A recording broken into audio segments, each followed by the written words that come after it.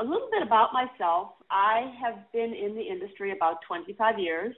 I spent a couple of years doing research on a hemoglobin-based blood substitute in clinicals, phase 1 clinicals. I then went to work for FDA, where I worked for 15 years as a field investigator. I was a regional biologics expert located out of the Chicago district office, did a lot of BIMO work when I was there, and saw a lot of different things and have a lot of different stories to tell.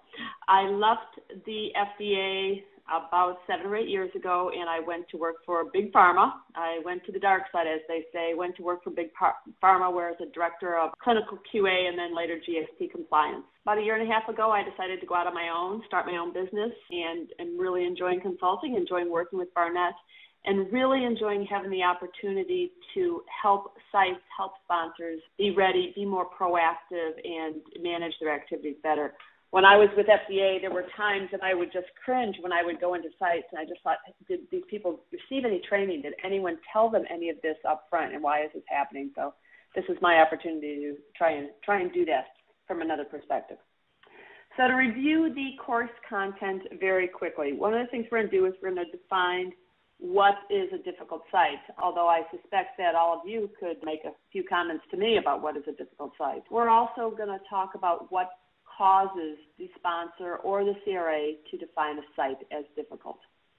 We are going to discuss different approaches for dealing with the different types of difficult sites, because again, why is the site difficult? You need to know why before you can successfully begin to remediate.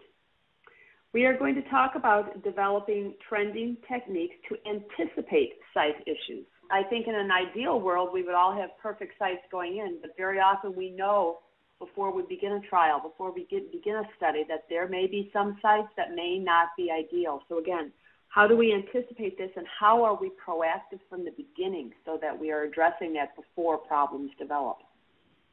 We're going to apply some proactive diagnostic techniques so that we can develop a CRA communication plan. Again, what can we do early on? Let's put a communication plan in place so that the CRAs have some model to work off of. And then finally, we are going to describe some techniques for resolving conflict and promoting successful outcomes.